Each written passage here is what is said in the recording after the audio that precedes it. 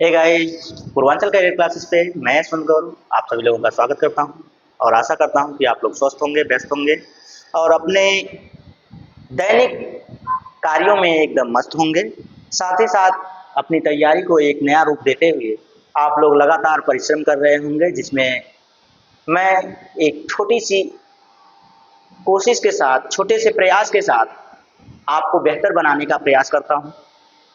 जो मेहनत मैं करता हूं, वो बस आप लोगों के लिए करता हूं ताकि आप लोग बेहतर कर सकें। और वो मुझे आपके इस प्रैक्टिस सेशन में दिखता है। आप लोगों का जो कमेंट आ रहा है, उससे तो समझ में आता है कि आप लोगों को कहीं कोई समस्या नहीं आ रही है। एकदम मज़े से आप लोग देखते हैं, कोई दिक्कत, कोई परेशानी नहीं दिख रही है आप लोगों के लिए। तो मैं लगातार आप लोगों के लिए प्रैक्टिस सेट लेकर आता रहूँगा और जल्द ही आप लोगों के लिए और सब्जेक्ट्स आ रहे हैं, जैसे कि मैथ हुआ, रीजनिंग हुआ, हिंदी हुई। तो मतलब कोई ऐसा सब्जेक्ट नहीं होगा जो आपसे परे रहे, यानी कि छूटा रहे। साथ साथ आप लोग करंट अफेयर से एकदम मत डरिएगा। करंट अफेयर मैं लास्ट में लेके आ जाऊंगा, कोई दिक्कत नहीं होगी। एक महीने में पूरा करंट अफेयर तैयार। करंट अफेयर आप जानते हैं कि मैं फालतू नहीं पढ़ाता हूँ, उतना ही पढ़ाता हूँ जितना आपको ज़रूरत होती है। अरे यार, फालतू का पढ़ के क्या फ़ायदा? फालतू पढ़ेंगे, फालतू का बोझ होगा। तो एक्स्ट्रा बोझ लेने से हमारा जो हार्ड डिस्क है वो क्रैश कर जाएगा। तो उससे अच्छा है कि उन्हें हम साइड में ही रहने दें। तो चलिए आज की क्लास को शुरू किया जाए। बेहतरीन क्लास है, प्रश्न अच्छे हैं, बेहतरीन प्रश्न हैं, लेवल के प्रश्न हैं आपके। लेवल के प्रश्न क्या मैं अलग से थोड़ी बनाया हूँ, आप ही के लेवल का आया हुआ प्रश्न है, वही प्रश्न उठा के रखा हूँ। जिसकी व्याख्या करूंगा तो जो व्याख्या होगी उसको भी आप लोग ध्यान से सुनते रहिएगा और प्रश्नों को हल करते रहिएगा कि ऐसे ही प्रश्न आपके पेपर में मिलते हैं आपको उलझाने के लिए। चलिए, बस शब्दों का हेरफेर रहता है, क्योंकि मैं जितने थियरी में करा चुका हूँ वो सारे के सारे यहीं कहीं ना कहीं टकराते रहते हैं आपको कि ये ऐसे हो गया, वो ऐसे हो गया, कैसे हो गया, कहाँ हो गया, क्यों हो गया। तो ये सारी चीज़ें आपके सेट पे आपको दिखेंगी। तो चलिए, स्क्रीन बोर्ड पर प्रश्न आने वाला है, लोडिंग हो रहा है, लीजिए आ गया। तो जल्दी से इसका आंसर कीजिए, जल्दी से इसका आंसर कीजिए। तब तक मैं अपना थोड़ा सा सेटिंग वेटिंग कर लूँ। भाई मुझको भी सेटिंग की ज़रूरत होती है, बिना पेन के मैं कुछ नहीं कर पाऊँगा, इसकी सेटिंग करनी होती है। और बाकी सारी चीज़ें जो आपको बेहतरीन तरीके से ये सेशन प्रोवाइड कराता है, उसके लिए भी लीजिए। अगर आप चैनल पर नए हैं तो सबसे पहले पूर्वांचल करियर क्लासेस को आप सब्सक्राइब कर लीजिए और बेल आइकन जरूर दबाइएगा, क्योंकि बेल आइकन नहीं दबाएंगे तो आपके पास नोटिफिकेशन नहीं पहुंचेगा। नोटिफिकेशन नहीं पहुंचेगा तो आप वीडियो यानी कि जो सेशन होगा, जो बेहतरीन सेशन मैं आप लोगों के लिए लेकर आता हूँ, उससे आप वंचित रह जाएंगे। और वंचित रह जाएंगे तो जानते हैं, एक क्वेश्चन इधर उधर हुआ तो आपका बंटाधार हो जाएगा। क्योंकि पिछले जो यूपीपी का एग्जाम हुआ है उसमें लोग ये करके देख चुके हैं। अब वो कहते हैं कि यार हम लोग गलती कर दिए थे सर आपको छोड़कर, बाद में पछता रहे थे। और उन्होंने सोचा कि भाई अभी ये चैनल थोड़ा सा नया है तो हो सकता है कि गलत सही से ना प्रोवाइड करा पाए मैटर को। लेकिन चैनल नया है, टीचर थोड़ी नए हैं। चैनल नया है, चेहरे थोड़ी नए हैं, अनुभव थोड़ी नया है। अनुभव तो वही पुराना वाला है ना। और पुराना अनुभव हमारा कैसा रहा है ये हमारे पुराने स्टूडेंट से आप पूछेंगे तो वो आपको बेहतर बताएंगे। अपने मुंह मियां मिट्ठू नहीं बना जाता। चलिए, निष्कर्षण बोतल बनाने में इस्तेमाल होने वाला पॉलीमर क्या है? लीजिए पहला ही प्रश्न, धमाकेदार प्रश्न। लीजिए आंसर कीजिए इसका। पहला ही प्रश्न आपके लिए धमाकेदार प्रश्न है। तो निष्कर्षण बोतल बनाने में इस्तेमाल होने वाला जो पॉलीमर है वो कौन सा होता है? तो उसमें जानते हैं कि ये जो पॉलीमर होता है ना, ये बोतल ही नहीं, आपके ग्लास भी बनते हैं इससे, पॉलीथीन भी बनती है इससे। तो आप समझ जाइए कि बहुत ही उपयोगी होता है कि जो आपका पानी पीने का गिलास बनता है ना, गिलास भी इसी से बन जाता है। और साथ ही साथ पॉलीथीन भी इसी से बनती है, पॉलीथीन। और जानते हैं कि पॉलीथीन वैसे बैन हो चुकी है, इसका उपयोग जितना कम हो सके उतना ही कम किया कीजिए, ताकि आपकी जो ये भूमि है और आपका ये जो पर्यावरण है वो स्वच्छ रह सके। और जब तक स्वच्छ नहीं रहेगा तब तक आप स्वयं ही जानते हैं कि हाई अलर्ट जारी हो चुका है कि 5 मई से आप लोग बाहर निकलिएगा तो पूरी व्यवस्था के साथ निकलिएगा, क्योंकि तापमान जो है वो चढ़ने वाला है। तापमान बहुत ऊपर जाने वाला है और तापमान जब ऊपर जाएगा तो लोगों की हालत खराब हो जाएगी। तो इसीलिए कहा जाता है कि भाई पेड़ पौधे लगाइए। और आईपीएल में देखते हैं कि जितनी डॉट बॉल खेली जा रही है उतने पौधे लगाए जा रहे हैं। अभी वो कितनी सच्चाई है उसमें ये तो नहीं समझ है, लेकिन हाँ इतना जरूर है कि आईपीएल का सबसे अच्छा जो हमें पॉइंट ऑफ व्यू लगा है वो यही लगा है कि वो जो एक डॉट बॉल जाती है, मतलब कि एक बॉल अगर कोई नहीं खेल पाया है तो उस पर एक पौधा लगाया जाएगा। तो अच्छी बात है, इसके लिए मैं बहुत बहुत धन्यवाद करता हूँ उनको। तो चलिए आइए, तो क्या होता है भाई इसमें पहले में कौन सा आंसर होगा? पहले में तो डी आंसर हो जाएगा, क्योंकि ज्यादा घनत्व को आपने पढ़ा होगा अधिक घनत्व। ज्यादा घनत्व या अधिक घनत्व का जो पॉलीएथिलीन होता है, ये ना, जो पॉलीएथिलीन होता है, क्योंकि ये कम घनत्व है, तो पॉलीएथिलीन जो होता है ना ज्यादा घनत्व वाला, उसी से निष्कर्षण बोतल जो होता है वो बनाया जाता है। साथ में गिलास और पॉलीथीन और प्लास्टिक की अन्य वस्तुएं भी बनाई जाती हैं। तो ये ज्यादा घनत्व वाला जो होता है उसी से बनाया जाता है भाई, और ये कम घनत्व वाला नहीं होता है। ठीक है, चलिए आगे चलें। इस प्रश्न पर बहुत ज्यादा व्याख्या करेंगे तो आप लोग कंफ्यूज हो जाएंगे, क्योंकि प्रश्न ही ऐसा है, इसमें शब्द ही ऐसे ऐसे रखे गए हैं कि आप कंफ्यूज हो जाएंगे। चलिए तो इस पर आइए, बुलेट प्रूफ वस्त्र बनाने के लिए कौन सी सामग्री प्रयोग की जाती है? अब ये बताइए, जो आप देखते हैं कि बुलेट प्रूफ जैकेट यानी कि सेना को दी जाती है, पुलिस को दी जाती है, वीवीआईपी जो लोग होते हैं, पर्सन होते हैं, उनको दी जाती है।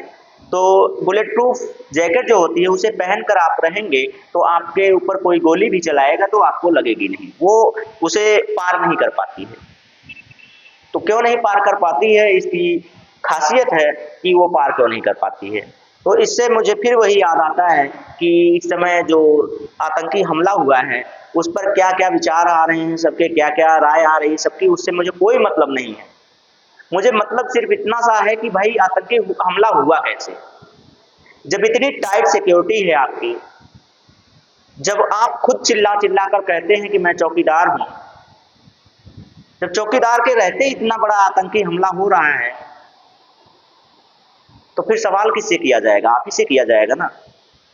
सारी सिक्योरिटी आपके हाथ में है, फिर भी आप उस पर कोई बहुत ज्यादा जो फैसले लिए गए हैं वो तो भाई हैं, सिंधु संविदा जल जो समझौता था उसको रद्द कर दिया गया है, बाकी सारी चीजें तो हैं। लेकिन सबसे बड़ा मुद्दा ये है कि वो लोग उतने अंदर आए, आतंकी उतने अंदर आए, 40 मिनट तक लगभग गोलियां चलाई, फिर उसके बाद उतनी दूर तक गए, सिक्योरिटी कहाँ गई वहां की? चौकीदारी कहाँ गई वहां की? जो जवान थे उनको कहाँ रख दिया गया था? वहां पे लोग लगे रहते हैं ना। तो फिर क्या ही कहें, सवालों का जवाब नहीं मिल पाएगा, मैं जानता हूं।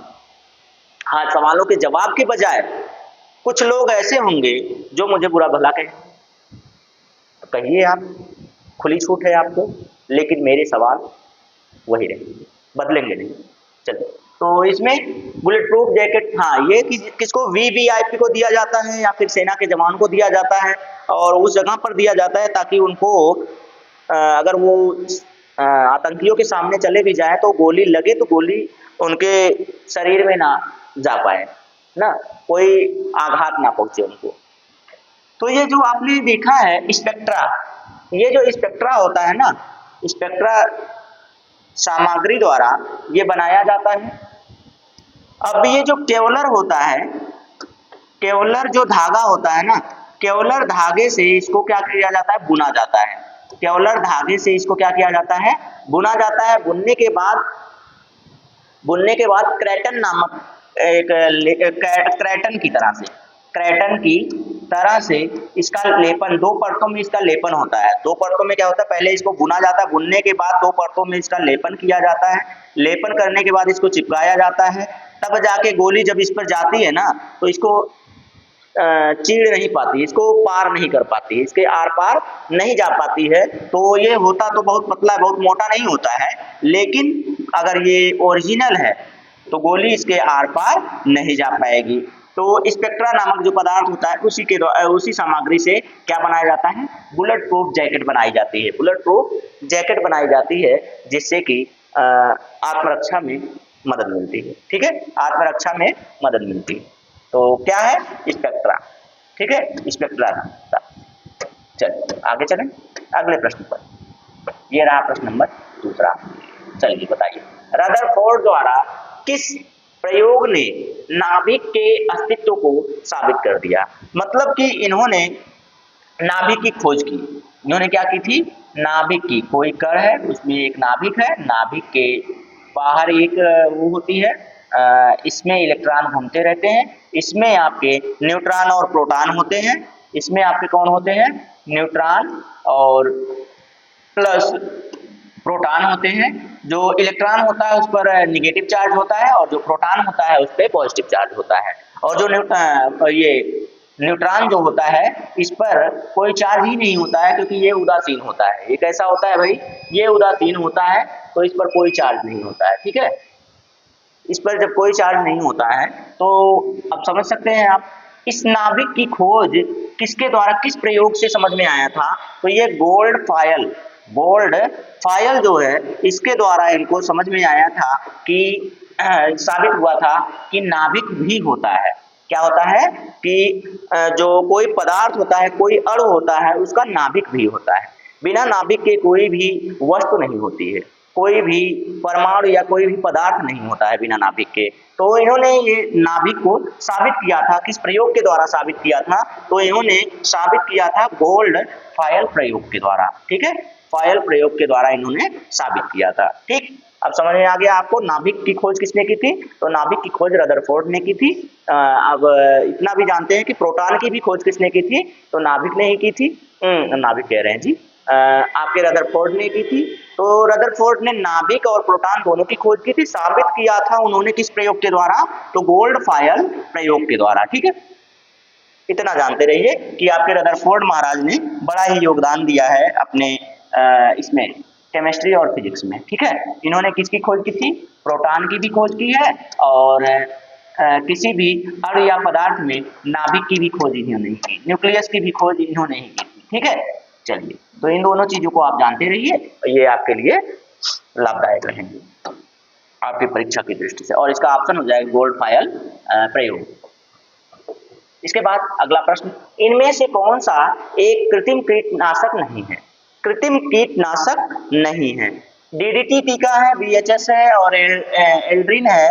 ये जो आपके हैं ये कृत्रिम कीटनाशक हैं। एक प्रकार के क्या हैं, डाइफिनाइल ट्राइक्लोरोइथेन। ठीक है, ये आपका क्या है, ये आपका एक कृत्रिम कीटनाशक है। एल्ड्रिन भी एक क्या है, कृत्रिम कीटनाशक। आप लोग मंगाते हैं ना कि एल्ड्रिन लेते आना, तो ये भी है। बेंजीन हेक्सा क्लोराइड यानी कि BHS जो है ये भी क्या है, ये भी एक कृत्रिम आपका कीटनाशक है।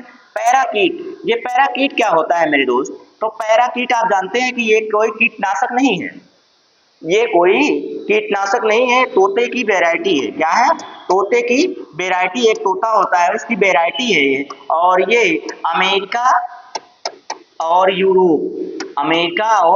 यूरोप में सबसे ज्यादा पाले जाने वाला तोता है, सबसे ज्यादा पाला जाने वाला तोता है। ठीक है, तो कहाँ पाला जाता है ये, सबसे ज्यादा आपके इसमें पाला जाता है, कहाँ पे, तो अमेरिका और यूरोप में। ठीक है, एक किस्म का तोता है पैराकीट। पैराकीट कोई किसी प्रकार की दवा नहीं है। ठीक है, पैराकीट किसी प्रकार की दवा नहीं है, आप इतना जानते रहिए कि पैराकीट जो है वो किसी प्रकार की दवा नहीं है, ये एक प्रकार का क्या है, तोता है बस।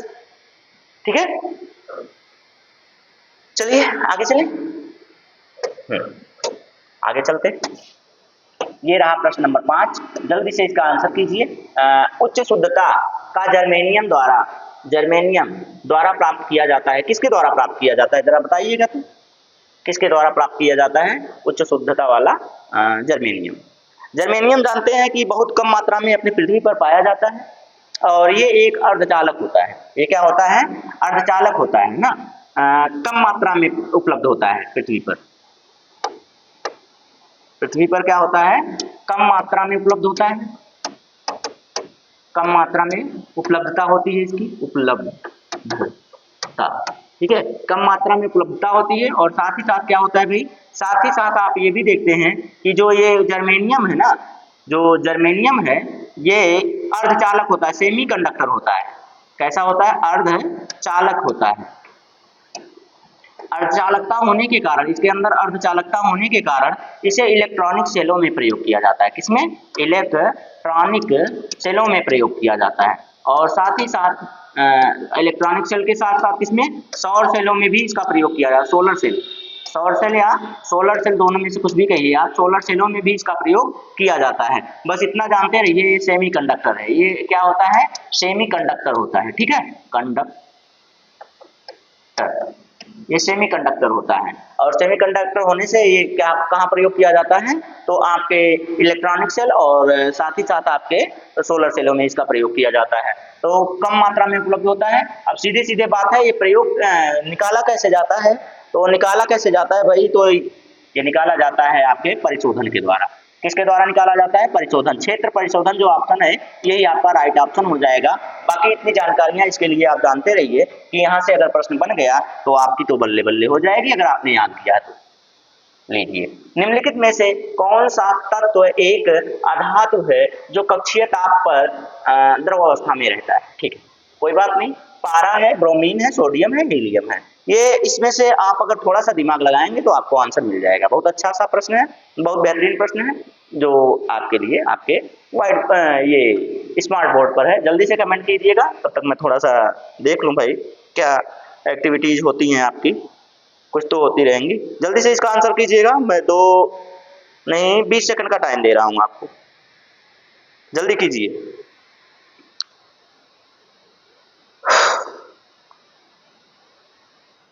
जल्दी कीजिएगा।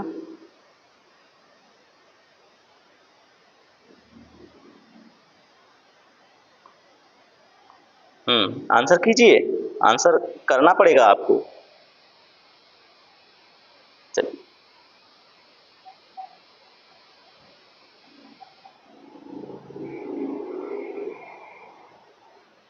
हो गया, नहीं पता, बता चुके आप लोग। चलिए मैं बता रहा हूँ, इसमें से आप देखेंगे तो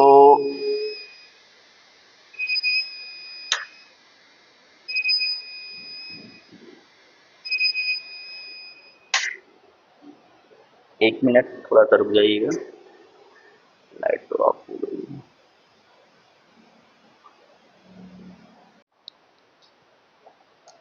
तो चलिए बताइए इस प्रश्न का आंसर क्या है, इस प्रश्न का आंसर जल्दी से बताइएगा।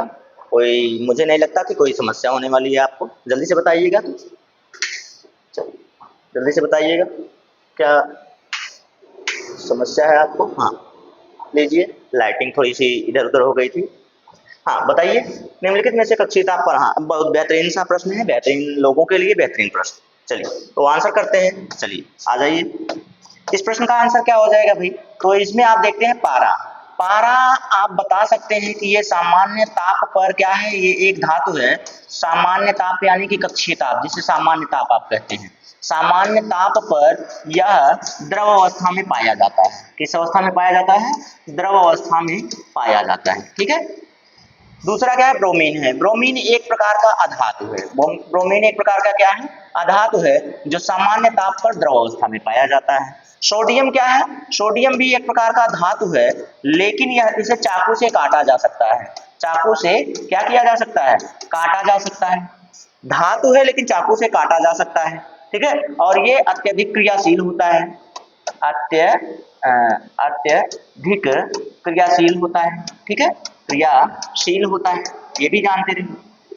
हीलियम क्या है, हीलियम एक अक्रिय गैस है जो कि शून्य गैस की श्रेणी में आता है। अक्रिय गैस है जो कि शून्य गैस की श्रेणी में आता है। इसके साथ साथ आप हीलियम के साथ आप नियान भी देख लेंगे, नियान के साथ आप आर्गन भी देख लेंगे, आर्गन के साथ आप जेनॉन को भी देख सकते हैं, रेडॉन को भी देख सकते हैं। ठीक है, तो ये भी इनके ही साथ, इनके ही ग्रुप के क्या है, गैसें हैं, इनके ही ग्रुप के गैसें हैं। शून्य ग्रुप के गैस, शून्य ग्रुप की गैस है, शून्य समूह के क्या है, गैस है, ग्रह लिख दीजिए। देखिए ठीक है। तो इनमें से चारों ऑप्शन मैंने आपको क्या कर दिया, डेरिवेट कर दिया, पूरी तरीके से परिभाषित कर दिया है, कोई समस्या आपको नहीं होने वाली। आपसे प्रश्न क्या पूछा गया है, तो आपसे प्रश्न पूछा गया है मेरे प्यारे दोस्त, आपसे प्रश्न क्या पूछा गया है, तो आपसे प्रश्न क्या पूछा गया है, आप देख सकते हैं कि निम्नलिखित में से एक अधातु, हाँ एक तत्व ऐसा है जो अधातु है, तो ये तो धातु है, ये तो कट गया नहीं होगा, तो अधातु पूछा है, ये देखिए अधातु है, सामान्य ताप पर द्रव अवस्था में पाया जा रहा है, उसने वही पूछा हुआ है, तो ब्रोमीन इसमें क्या हो जाएगा, सबसे अच्छा आपका उत्तर हो जाएगा। ठीक है, लीजिए लाइट आ गई, कोई दिक्कत नहीं, लाइट आ गई है तो कोई समस्या नहीं, एक एक चीजें स्टार्ट होती रहेंगी, सारी चीजें स्टार्ट कर सकते हैं आप। ठीक है, चलिए हो गया, बताइए इसमें तो हो गया, आगे चले अगले प्रश्न पर। अगला प्रश्न क्या है आपके सामने, ये लीजिए, ये रहा आपके सामने, निम्नलिखित में से किस तत्व की परमाणु त्रिज्या सबसे छोटी होती है। अब इसमें इसने परमाणु त्रिज्या की बात की है, तो सबसे पहले आप ये जानिए कि परमाणु त्रिज्या होती क्या है भाई। तो आप कोई भी तत्व लेंगे, तो मान लीजिए इतना बड़ा तत्व है, उसके बीच में एक नाभिक होगा, उसके बीच में क्या होगा, नाभिक होगा, ये नाभिक होगा, ठीक है। नाभिक से इस तत्व की यहां तक की दूरी जो होती है, यही इसकी क्या होती है, परमाणु त्रिज्या होती है, यही इसकी क्या होती है भाई, परमाणु त्रिज्या होती है। क्यों, क्योंकि ये नाभिक है, तो नाभिक के बाहर का जो कक्ष है, नाभिक के बाहर का जो कक्ष है, इसने पूछा क्या है, परमाणु, ये मान लीजिए पूरा का पूरा परमाणु है, परमाणु के अंदर ये नाभिक है, नाभिक के बाहर ये जो क्षेत्र है इसका, ये इलेक्ट्रॉन यहाँ घूमता रहता है, और ये जो नाभिक है, नाभिक के अंदर आपको प्रोटॉन प्लस न्यूट्रॉन मिल जाएंगे, तो प्रोटॉन से न्यूट्रॉन तक की जो दूरी होती है, प्रोटॉन से इलेक्ट्रॉन तक की जो दूरी होती है, उसी को हम लोग उस परमाणु की परमाणु त्रिज्या कहते हैं। उस परमाणु की परमाणु त्रिज्या किसे कहेंगे, तो ये देखिए उस तत्व के परमाणु, उस तत्व की परमाणु त्रिज्या किसे कहते हैं, तो ये आपके सामने है, आप इसमें देख सकते हैं। चलिए तो बाकी आंसर कीजिए आप। तो ये तत्व हो गया, पूरा का पूरा क्या हो गया, तत्व हो गया, तत्व के बाद ये नाभिक हो गया, नाभिक से इलेक्ट्रॉन कक्ष तक की दूरी जो होती है वही परमाणु त्रिज्या कहलाती है। बस इतना सा आपका आंसर था, बाकी इसमें आंसर करना है आपको, इनको बताइए आप इसमें से सबसे कम किसका होगा, हाँ आंसर बताइए, मिल जाएगा, कोई दिक्कत नहीं, जल्दी से बताइए कौन सा होगा, फैन ऑन कर लीजिए। चलिए बताइए, तो मैं बताऊंगा आपको क्रम, अगर आप लगाएंगे तो मैं पूरा क्रम बता दूं, सबसे छोटी ये हो गई, दूसरे नंबर पर ये हो जाए, तीसरे नंबर पर ये हो जाए, चौथे नंबर पर ये हो जाए। आप इनको क्रम से रखना चाहेंगे तो रख सकते हैं, सबसे छोटी के हिसाब से मैं क्रम बनाया हूं, तो सबसे छोटी के हिसाब से आप क्रम बनाएंगे तो क्या क्रम बनकर आएगा, जरा देखिए तो, ये क्या है, क्लोरीन है, सबसे छोटी हो जाएगी इसकी त्रिज्या, फिर उसके बाद ब्रोमीन की हो जाएगी, Br हो जाएगा, उसके बाद सोडियम हो जाएगा, यानी कि Na हो जाएगा, सोडियम, और उसके बाद क्या है, कैल्शियम है, कैल्शियम का Ca हो जाएगा। ठीक है, ये हो गया, ये आपका क्रम बन गया। ये बढ़ते क्रम में है, बढ़ते क्रम का मतलब अब इधर से आएंगे तो ये घटते क्रम में, इधर जाएंगे तो ये बढ़ते क्रम में त्रिज्या है। सबसे छोटी त्रिज्या किसकी बन गई, सबसे छोटी त्रिज्या एक लिखी हुई है, तो ये किसकी हो गई, क्लोरीन की हो गई सबसे छोटी त्रिज्या। ठीक है, सबसे छोटी त्रिज्या किसकी बन गई, तो क्लोरीन की बन गई, कोई दिक्कत नहीं ना। चलिए बहुत अच्छा, जब आपको समझ में आती है ना कि टॉपिक, जैसे कि ये मैंने कह दिया कि कोई तत्व है, ये क्या था, तत्व है। अब तत्व के अंदर देखेंगे आप तो एक कक्ष होता है जिसमें आपको प्रोटॉन मिला, ये नाभिक मिल गया, नाभिक के अंदर प्रोटॉन और न्यूट्रॉन मिल जाएंगे, लेकिन उसके बाहर जो होता है इलेक्ट्रॉन घूमता रहता है, तो इलेक्ट्रॉन जिस कक्षा में घूमता है उसी कक्षा की दूरी जो होती है नाभिक से, उसी को हम लोग परमाणु त्रिज्या कहते हैं उस तत्व की। ठीक है, तो वो ये लीजिए, आंसर मिल गया आपको। चलिए अगला प्रश्न, प्रश्न नंबर 8, ये रहा आपके स्क्रीन बोर्ड पर, इसका आंसर कीजिए। मुझे तो नहीं लगता कि इसका आंसर लगभग 75% लोग नहीं ना के बराबर है इसमें, मैं जहां तक अंदाजा लगाऊंगा कि 75% लोग ना के बराबर होने वाले हैं इसमें। ठीक है, सही कह रहा हूं, बताइएगा जरा तो कौन सा आंसर होगा इसमें? क्या है? CH3COOCH2CH3 का सूत्र है। किसका सूत्र है? का सूत्र है नहीं, किसका सूत्र है? उसका रासायनिक नाम पूछा है इसने। रासायनिक नाम आप बताएंगे, मैं नहीं बताऊंगा, आप बताइए। आप बताइए भाई, क्या नाम है? बताएंगे आप लोग? नहीं बताएंगे, मैं बताऊं? तो ये सारे प्रश्न जो होते हैं ना, यही आपको आगे ले जाते हैं, क्योंकि ऐसे प्रश्न का आंसर देने के लिए अच्छों को पसीना आ जाता है। यही ऐसे प्रश्न अगर आपने कर लिया तो समझिए आप पार हैं, आपका बेड़ा पार है। क्योंकि ऐसे प्रश्न नॉर्मल जो सामान्य होते हैं, कुछ प्रश्न ऐसे होते हैं जो सब लोग कर लेते हैं, सब लोग कर लेंगे, वो आप कर लेते हैं तो आप उनके बराबर हैं। लेकिन कुछ ऐसे भी प्रश्न होते हैं जो आपको उनसे आगे ले जाते, सामान्य से आगे। सामान्य से जब आगे आएंगे आप, तभी तो बेहतर होंगे, तभी तो उनसे अच्छे बनेंगे। आप बताइए इसका आंसर। इसका आंसर क्या हो जाएगा मेरे दोस्त? तो अच्छा, मैं इसको आपको होमवर्क में दे दूं क्या? आप ढूंढ के लाइएगा। होमवर्क कल मैं इसे आपके स्क्रीन बोर्ड पर बढ़िया से समझा दूंगा, लेकिन आज इसको देखते हैं कितने लोग इसको बढ़िया से समझ पाते हैं और इसका आंसर कर पाते हैं। कमेंट जरूर कीजिएगा भाई, कमेंट जरूर कीजिएगा। इसको आप सर्च करके इसको कमेंट जरूर कीजिएगा, कमेंट में आंसर जरूर कीजिएगा, पता चल जाएगा आपकी तैयारी कितनी अच्छी है। अगर इसका आंसर आपने कर लिया तो समझ में आ जाएगा आप तैयार बढ़िया से। ठीक है, चलिए केमिस्ट्री से जुड़ा हुआ प्रश्न है, आइए। मिश्र धातु गुलाब सोने में सोने के अलावा अन्य कौन सी धातु शामिल है? देखिए बस यही हाल है कि कहा जाता है ना, देख रहे हो ना विनोद, कैसे कैसे शब्दों को घुमाकर आपको फंसाया जा रहा है, कैसे कैसे शब्दों को घुमाकर आपको फंसाया जा रहा है, बस ये आप जानिए। बताइए क्या हो रहा है, क्या कहा गया है? अभी कल वाले प्रश्न में थोड़ा सा घुमा के यही प्रश्न आया था, कल के प्रश्न में यही आया था, बस घुमा कर आया है ऑप्शन। हाँ एकदम है। तो इसको आप जानते हैं, लाल सोना भी कहते हैं इसको। कौन सा सोना? लाल सोना भी इसी को कहते हैं, लाल सोना भी इसे कहते हैं। और भी कुछ नाम हो सकता है इसका लाल सोना के साथ, रूसी सोना भी इसको कहते हैं। इसको क्या कहते हैं भाई? इसको रूसी सेना भी कहते हैं। रूसी सेना नहीं, रूसी सोना, इसी को रूसी सोना भी कहते हैं। अब बताइए, इसके दो नाम और निकल के आ गए। कल मैंने ये नहीं बताया था, आज मैं बता दे रहा हूं।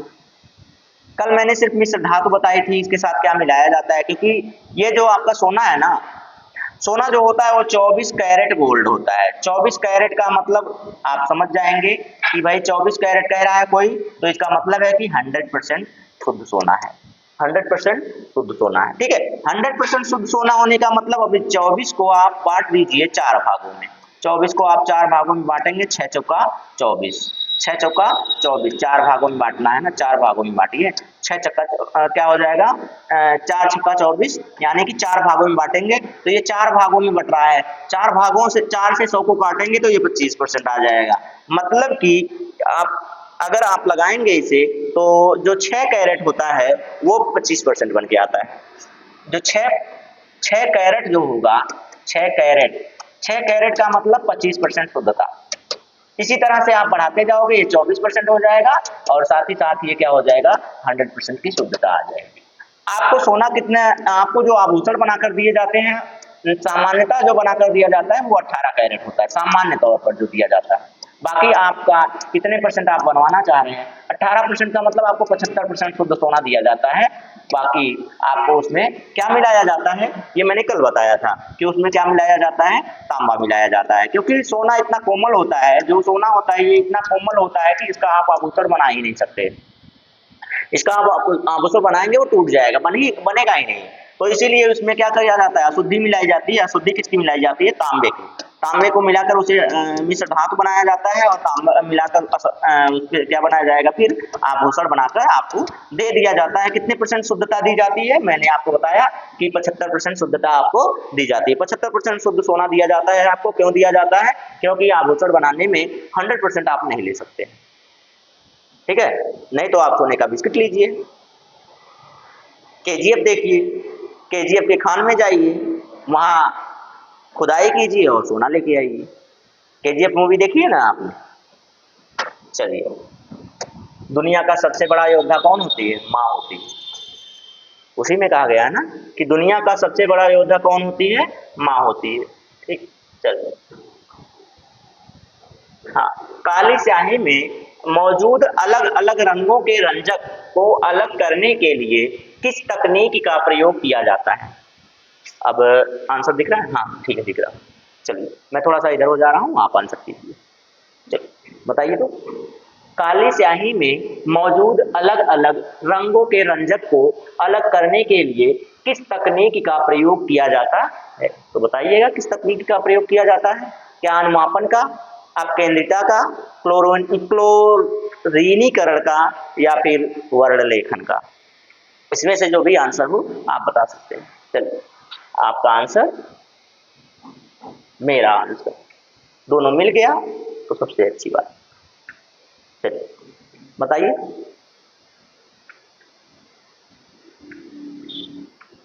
चलें आगे बढ़े। आइए मैं बताता हूं आपको कौन सा हो जाएगा भाई।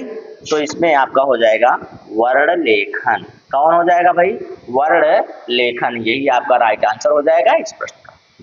मैं आपको बहुत मौका दे देता हूं, लीजिए। चींटियों से हमले से फसलों की सुरक्षा के लिए निम्नलिखित में से किस कीटनाशक का प्रयोग किया जाता है। किस कीटनाशक का प्रयोग किया जाता है, बताइए। क्या एल्ड्रीन होगा, लवण जल होगा, या फिर क्या हो जाएगा, कपूर होगा, या इनमें से कोई नहीं। 3 ऑप्शन है, तीनों में से आपको बताना है। तो मैं इससे आगे भी बता दूं आपको, तो इसमें जानते हैं, इसमें तब तक आप लोग आंसर कीजिए, तब तक मैं आपको बता दूं कि मिट्टी के तेल से भी बचाया जा सकता है चींटियों से फसलों को। साथ ही साथ आप गर्म पानी और चिली पाउडर, यानी कि आपका लाल मिर्च का पाउडर जो होता है, गर्म पानी के साथ मिलाकर उसको जब आप कर देंगे तो तब भी चींटियां नहीं आएंगी फसलों पर। और क्या होता है भाई, केरोसिन हो गया, हाँ बेकिंग सोडा, एक और आप नाम जान जाइए, बेकिंग सोडा भी अगर रहेगा तब भी आप ये समझ लीजिए कि बेकिंग सोडा का उपयोग आप कर देते हैं तब भी नहीं आपको आपकी फसलों पर चींटियां लगेंगी। तो मैंने जो 3 ऑप्शन बताया है वो तो तीनों इसमें मैच ही नहीं कर रहा है। मैंने तो एक्स्ट्रा नॉलेज दिया है आपको। क्या क्या नॉलेज दिया वो देख लीजिए कुछ। गर्म पानी है, गर्म पानी प्लस आप क्या मिलाएंगे उसमें, चिली पाउडर लाल मिर्च, हाँ लाल मिर्च का पाउडर आप इसमें मिला देंगे और उसका घोल डाल देंगे तो बच जाएगा। और क्या है, केरोसिन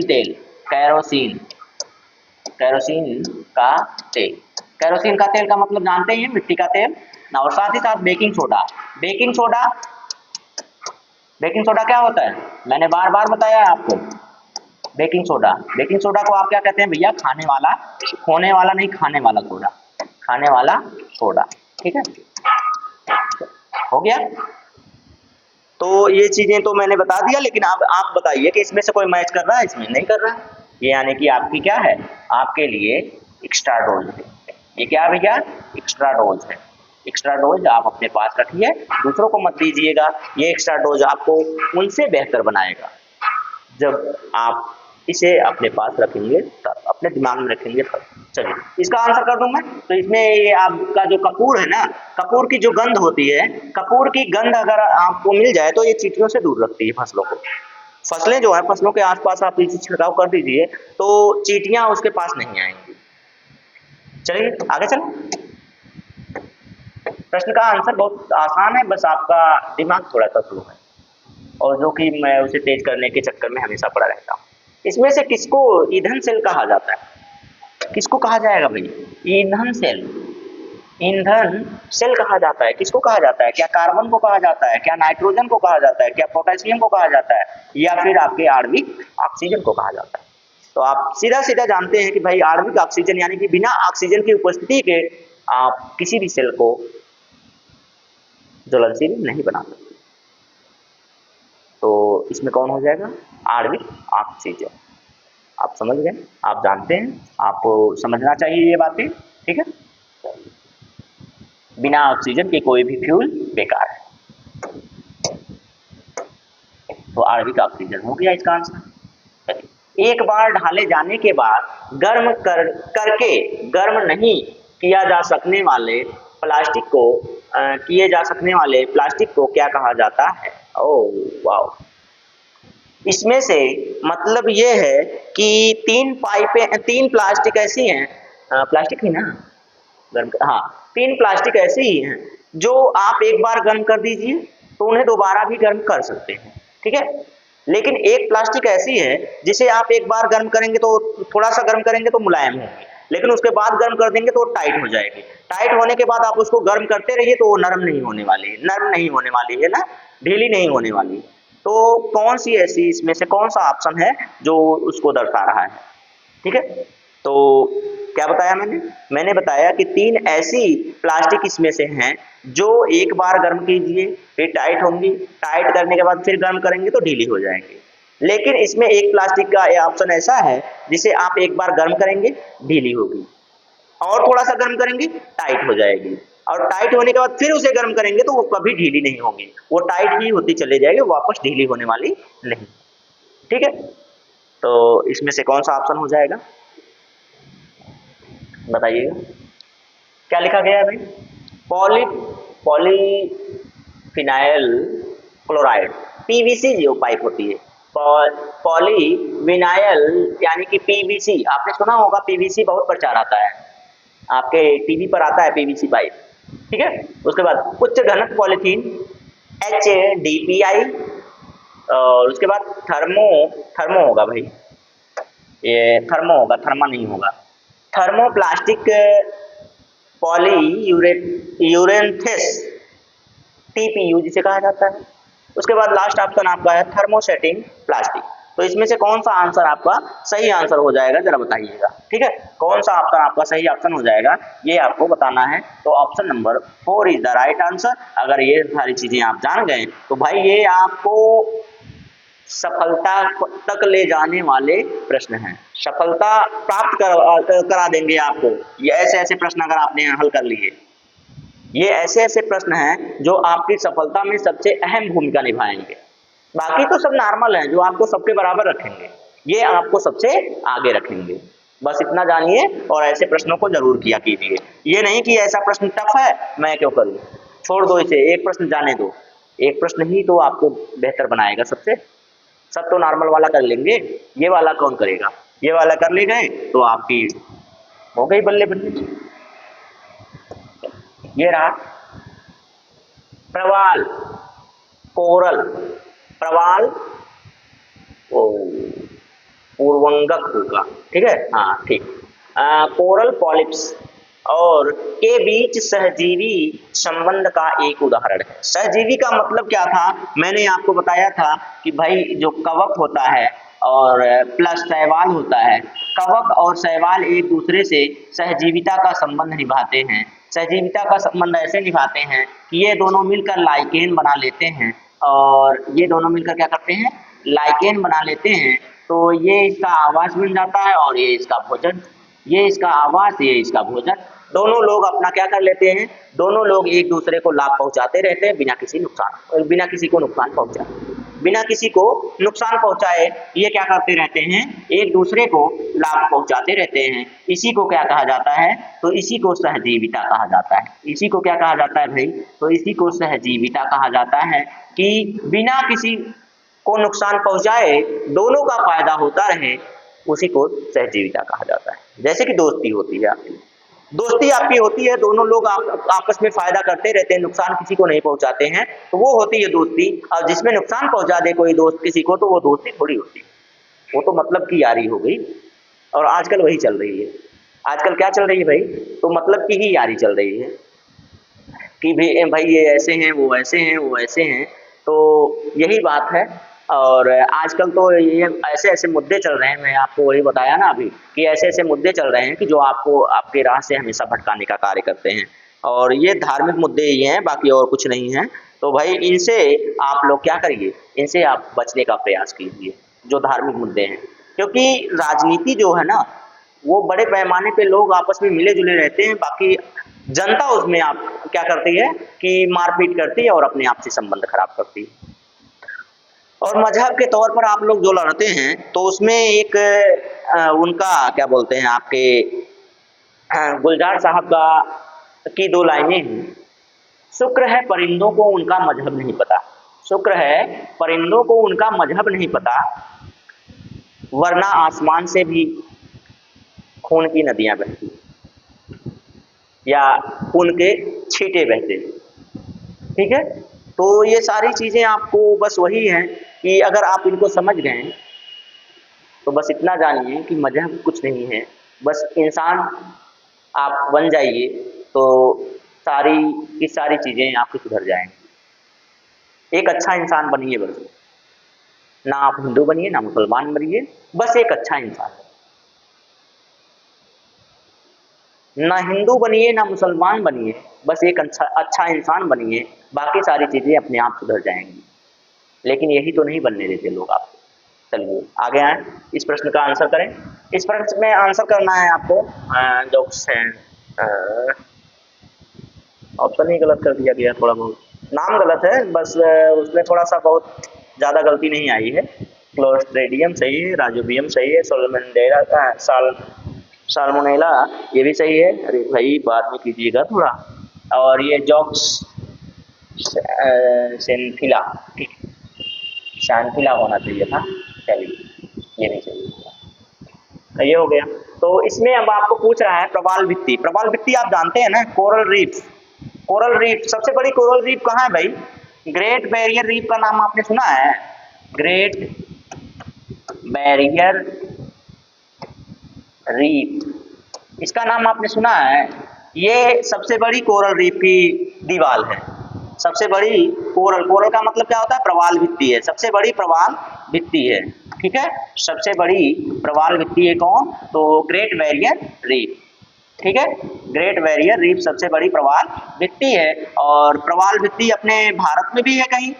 प्रवाल भित्ति अपने भारत में लक्षद्वीप जो आपका है, लक्षद्वीप पूरी तरीके से प्रवाल भित्ति का बना हुआ है। ठीक है, लक्षद्वीप क्या बना हुआ है? पूरी तरीके से प्रवाल द्वीप का ही बना हुआ है, प्रवाल भित्ति का ही बना हुआ है, प्रवालों का यानी कि कोरल का बना हुआ है। तो ये भी जानते रहिए और ये भी जानते रहिए, दोनों जानते रहिए। और ये जो होता है ना, इसके बारे में अगर मैं आपको बताने लगा तो अभी 10 मिनट तो ऐसे निकल जाता, लेकिन जाने दीजिए, नहीं बताऊंगा। इसमें इतना जानिए कि ये जो शैवाल प्रवाल होते हैं, शैवाल नहीं प्रवाल, जो प्रवाल होते हैं ना, ये कैल्शियम कार्बोनेट जो होता है, इसकी प्रचुर मात्रा पाई जाती है इसमें। इसमें इसकी क्या पाई जाती है? प्रवाल में कैल्शियम कार्बोनेट की प्रचुर मात्रा पाई जाती है, जिसकी वजह से ये क्या हो जाते हैं, धीरे धीरे अपने आपस में जुड़कर ये क्या बना लेते हैं, अपने आप को एक मजबूत कवच के रूप में बना लेते हैं, ठोस बन जाते हैं। और जब ठोस बन जाते हैं तो ये क्या हो जाते हैं, ठोस बनने के बाद ये भित्ति के रूप में अपने आप को अपना निर्माण कर लेते हैं। और एक जो प्रवाल होता है दूसरे प्रवाल से जुड़ता जाता है, जुड़ते जुड़ते ये लोग ऐसे जुड़ जाते हैं कि इनके अंदर ऑक्सीजन जा ही नहीं पाता है और वो वहीं पे मृत हो जाते हैं। मृत होने के बाद ये भित्ति का निर्माण कर लेते हैं, ये जो प्रवाल होते हैं। तो इनके बारे में बाकी जानकारियां मैं बाद में दूंगा क्योंकि ज़्यादा समय हो जाएगा। तो इसमें जो आपका ये हो गया, तो इसमें आपका ये मिल जाएगा, देखिए जोक्सेंथिला जो है, तो यही इसका राइट आंसर हो जाएगा। बाकी आप इसे जानते हैं, साल्मोनेला आप जानते हैं कि भाई ये क्या है, एक प्रकार का ये भी जीवाणु है, राइजोबियम एक प्रकार का जीवाणु है। ये नाइट्रोजन को क्या करता है, नाइट्रोजन स्थिरीकरण में सहायक होता है। साल्मोनेला कोलेरी का मतलब जानते हैं आप लोग, हैजा में ये क्या होता है, हैजा का जो आपका वो होता है, जीवाणु होता है, उसका नाम है। ठीक है, चलिए, तो इसका राइट आंसर क्या हो गया, जोक्सेंथिला। निम्नलिखित में से कौन से विषाणु से स्वाइन फ्लू होता है? कौन से विषाणु से स्वाइन फ्लू होता है भाई? नाम ही नहीं लिखा है, ऑप्शन ही गलत है। चलिए मैं इनके बारे में बता दूं, फिर उसके बाद उसको बता दे रहा हूँ। ऑप्शन ही नहीं है उसका। एलर्क, एलर्क जो लिखा गया है ये रेबीज है। रेबीज आप जानते हैं कि ये जो कुत्तों में पाया जाने वाला होता है, कुत्तों में पाया जाता है, ठीक है, विषाणु है, एक प्रकार का विषाणु है। मार्बर्ग ये भी जानते हैं रक्तस्राव वाली बीमारी होती है, विषाणु जनित है, विषाणु यानी कि वायरस जनित है, ये भी वायरस जनित रोग है, वायरस जनित रोग ये भी है, रक्तस्राव से संबंधित है, रक्तस्राव संबंधी बीमारी है, इसमें भी रक्तस्राव होता है, ठीक है, और घातक बीमारी है। उसके बाद इबोला, इबोला आप भी जानते हैं भाई, इबोला कहाँ की नदी है? कांगो जानते हैं, कांगो शहर, कांगो शहर कहाँ का शहर है भाई? कांगो शहर आपका कहाँ का शहर है? कांगो शहर में आपको इबोला नदी मिलेगी, कांगो शहर में आपको क्या मिलेगी? इबोला नदी मिलेगी। इबोला नदी के ही नाम पर इस वायरस का नाम है, इबोला नदी के नाम पर ही इस वायरस का नाम है, और ये आपके श्वसन नली में होने वाली एक बीमारी है, श्वसन नली से होने वाली एक क्या है? बीमारी है। ये वायरस उसी पर अटैक करते हैं और आपकी नसों में जाते हैं, और नसों में आपके जाते हैं तो नसों में जो ब्लड आपका बहता है नसों से बाहर आने लगता है, नसों से रिश्क क्या आने लगता है? बाहर आने लगता है, और इंसान की मृत्यु हो जाती है। बहुत ही घातक बीमारी है ये, क्या है? बहुत ही घातक बीमारी है, ठीक है। श्वसन संबंधी रोग है ये भी क्या है? श्वसन संबंधी रोग है, ठीक है, श्वसन संबंधी रोग है, और ये भी हो गया। तो इसके बाद आगे चलें तो इसके बारे में बता दें आपको, थोड़ा सा इसके बारे में बता दे रहे हैं। चलिए आइए, क्या है? विषाणु। विषाणु में आपको M1 और H1N1 N1 है यार इसका, H1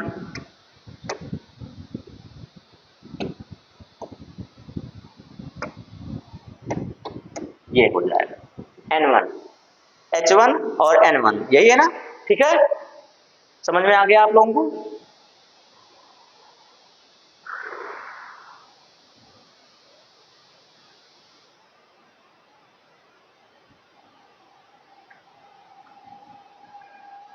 चलिए तो सही तो हो गया, चारों का ऑप्शन मैंने बता दिया।